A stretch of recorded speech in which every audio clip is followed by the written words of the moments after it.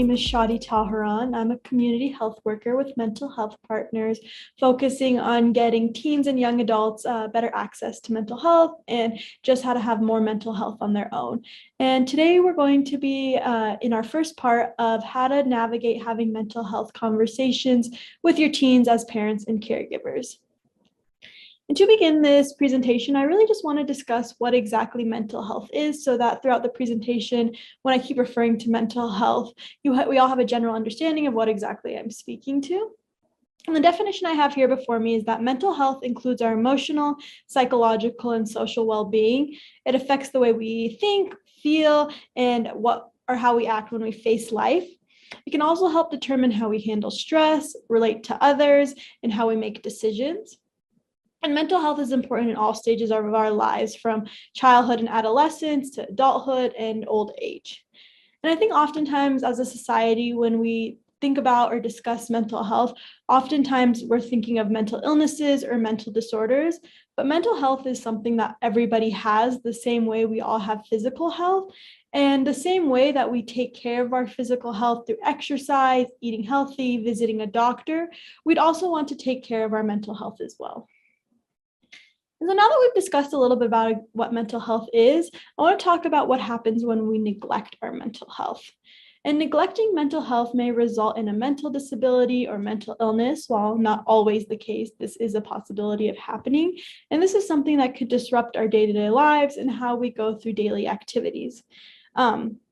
So especially for our teens, this could include school and work, daily tasks and duties, and maintaining the relationships and social structures that they have in their lives. And again, especially with youth these days who have so much on their plate, from going to school, homework, extracurricular activities, sports, working, and maintaining a social circle, it can be hard to maintain their mental health and the self-care that they need to do on a daily basis in order to maintain having a strong mental health. And I want to note that mental illnesses can also be just as debilitating as physical illnesses. So for example, moderate depression is similar to having symptoms of multiple sclerosis, severe asthma, and chronic hepatitis B, while severe depression has been comparable to tetraplegia, which is involuntary and inability to move upper and lower body.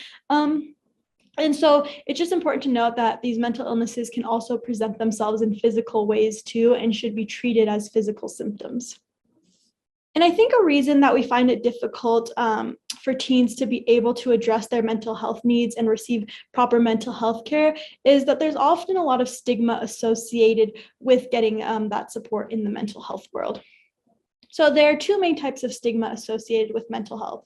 The first is public stigma, which implies a negative or discriminatory attitude that others have about mental health. So this includes parents, families, friends, saying things such as, seeking help is a sign of weakness.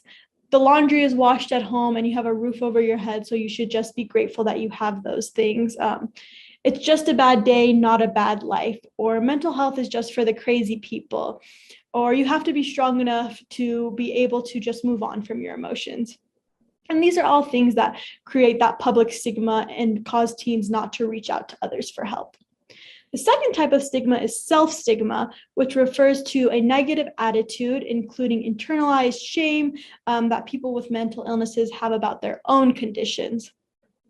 However, it's important to remember that the faster that someone receives treatment for a mental illness, the more likely they are to have a full recovery. So it's important to not have this self-stigma and be an advocate to getting that help that you need for your mental illness. And then also just keeping in mind that discrimination and judgment can cause individuals with mental illnesses to question whether or not they should seek treatment. And so breaking down this stigma is crucial to getting more of our teens to have generalized access to mental health care and breaking down a lot of the barriers that we see today. While there's a wide range of different mental health concerns and different mental illnesses that our teens and young adults face today, depression and anxiety are the two most common mental health concerns found among this population. And both depression and anxiety have mental symptoms along with physical symptoms that are associated with the mental illnesses themselves.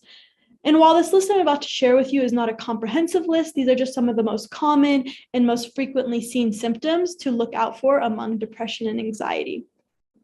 So with depression, there's often feelings of sadness, loss of energy, loss of interest in daily activities, and loss of appetite. And with anxiety, there's things such as palpitations, shortness of breath, dizziness, headaches, stomach aches and nausea, muscle pains, extreme worry, and stress in social situations. And I just want to highlight again how both lists had those physical and mental symptoms.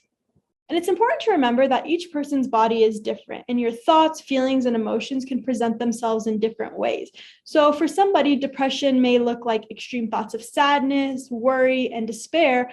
But for a teen or a young adult, this may look more like loss of appetite or loss of interest in daily activities. So it's important that we're not comparing ourselves to one another. So now I want to talk about some other difficulties commonly experienced by teens and young adults, but just showing that mental health concerns don't always have to present themselves in diagnosable ways, and that some days are just considered bad mental health days, and that there are some things that show how mental health can affect our day-to-day lives. So some common difficulties experienced by teens and young adults include the following: not being able to get out of the bed in the morning, not knowing how to manage time, not knowing how to prioritize self-care, stress caused by school, social pressures, and losing interest in things that were once previously enjoyable.